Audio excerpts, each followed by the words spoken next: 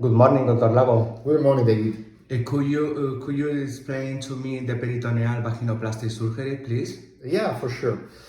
That's maybe the most common performed procedure in our center now, because even if it's a new procedure, it has many advantages over the other procedures.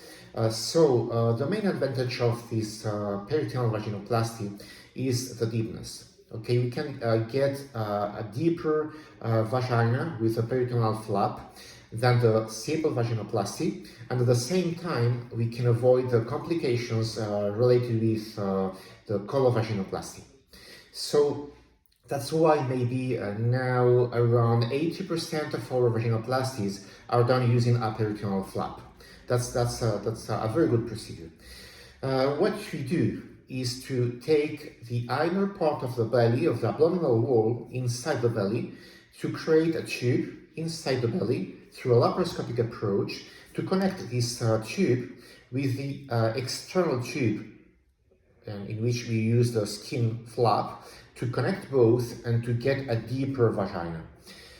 We are getting now around 18 centimeters length, which is a very good deepness inside the belly, okay, inside the vagina.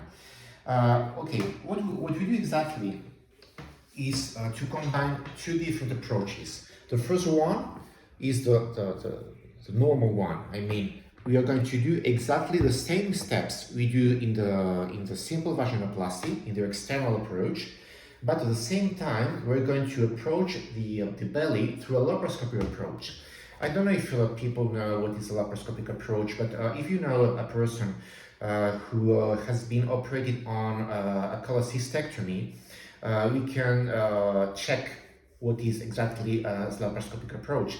But in any case, the laparoscopic approach consists of approaching the belly through very reduced incisions.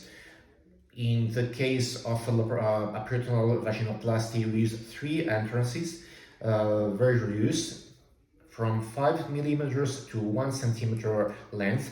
And through these incisions, we place a camera inside with which we can see all the parts of all the organs of the belly inside the belly, and through this camera and through these incisions we have the possibility to work inside to create this this flap, this peritoneal flap. So if you have here the pelvis, here we would have the abdominal wall here, and inside the abdomen we have a sheet which is called the peritoneum. The peritoneum is something lubricated. So what we do, if you here in the external vision we have the skin, and in the inner vision we have the peritoneal sheet. What we do is to detach this peritoneal sheet like this. Inside the belly we create, or we do, a tube like this. Of course, keeping in place the skin and the muscle. And when we have this tube, we turn inside the belly this tube to externalize the tube through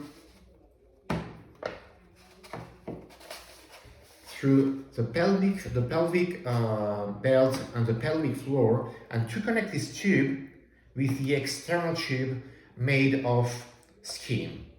So we have the external approach, the external skin tube, and inside the belly, the internal peritoneal tube.